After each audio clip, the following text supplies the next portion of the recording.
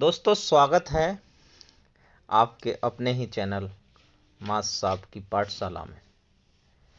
जैसा कि आप लोगों को पता है कि दीक्षा टीपीडी, दीक्षा टीचर्स ट्रेनिंग पॉकेट डायरी के अंतर्गत आपको 31 मार्च तक 25 कोर्स पूरे करने हैं। तो उसी क्रम में आज हम दीक्षा टीपीडी का 6वां कोर्स गणित में आकलन के 5वें भाग के असेसमेंट के क्वेश्चन आंसर को देखेंगे। जिन्होंने ये मॉड्यूल पहले कर लिया है वो न करें, जिन्होंने नहीं किया है वो इसको एक हफ्ते के अंदर 16 से 23 के बीच में कर लें। तो देखते हैं। रश्मि जी ने अपनी कक्षा में बच्चों को गणित का एक प्रदर्शनात्मक काम करने के बाद स्व आकलन करने को कहा। ऐसा करने से बच्चों को किस तरह मदद मिलेगी? आप एक से अधिक विकल्प भी चुन सकते हैं। तो इससे सीखने के उद्देश्यों पर ध्यान देने में मदद मिलेगी, खुद की समझ के बारे में सोचने में मदद मिलेगी और खुद की समझ को सुधारने और आकलन करने में भी मदद मिलेगी। तो इसमें आपका पहला, दूसरा और चौथा विकल्प सही है। अब दूसरा क्वेश्चन देखते हैं। कार्य अनुसार फीडबैक की मदद से हम कौन सी अवधारणा के सीखने की प्रक्रिया सुधार सकते हैं? आप एक से अधिक विकल्प भी चुन सकते हैं।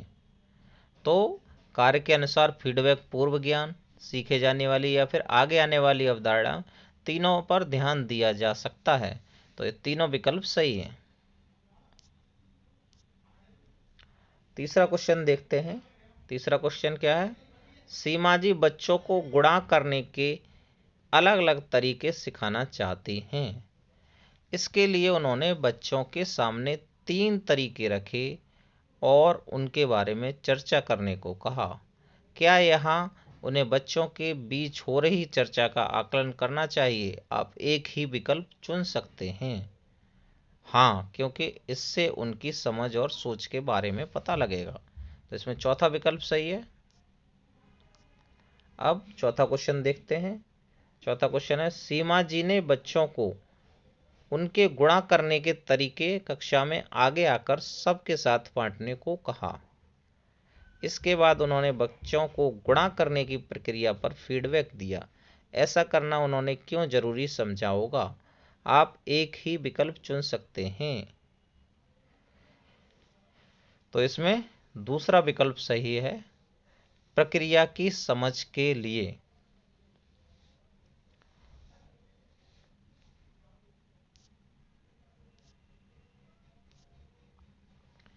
पांचवा क्वेश्चन है, 4 स्कूलों के शिक्षकों ने आकलन करने के कुछ उद्देश्य बनाए। इनमें से कौन से उद्देश्य बच्चों की सोच का गणितीकरण करने के उद्देश्य के साथ सही बैठेंगे? आप एक से अधिक विकल्प चुन सकते हैं।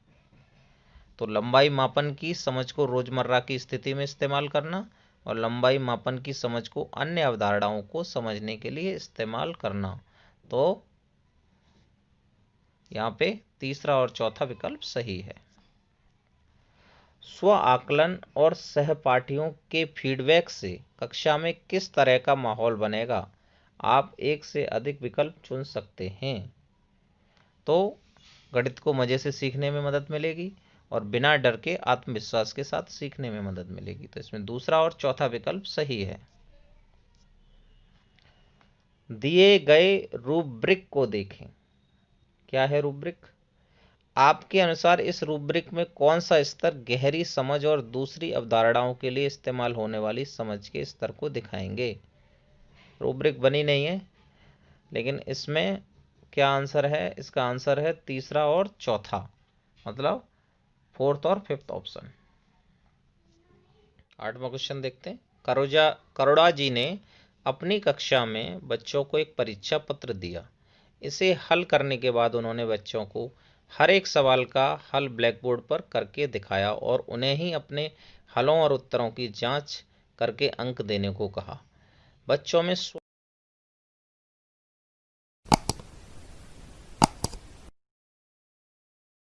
स्वाकलन करने की क्षमता विकसित करने के लिए आप करुणा जी को इन विकल्पों में से क्या सुझाव देंगे? आप एक ही विकल्प चुन सकते हैं। तो अवधारणा की समझ, हल करने और सीखने की प्रक्रिया के बारे में सोचने का मौका देंगे। तो ये 8वें में पहला विकल्प सही है। अब 9वां क्वेश्चन देखते हैं। कार्य पर फीडबैक, प्रक्रिया पर फीडबैक और स्वनियमित फीडबैक, इन तीनों तरह के फीडबैक देने से बच्चों में गणित सीखने का कौन सा स्वभाव विकसित होगा? आप एक से अधिक विकल्प चुन सकते हैं। तो इसमें गलतियों से सीखने का और अपनी सोच के बारे में खुद सोच पाने का, इसमें दूसरा और तीसरा विकल्प सही है। 10वां क्वेश्चन देखते हैं। आनंदिता जी को आकृतियां सिखाने की योजना बनानी थी। इसमें आकलन को किस तरह शामिल किया जा सकता है? आप एक से अधिक विकल्प चुन सकते हैं।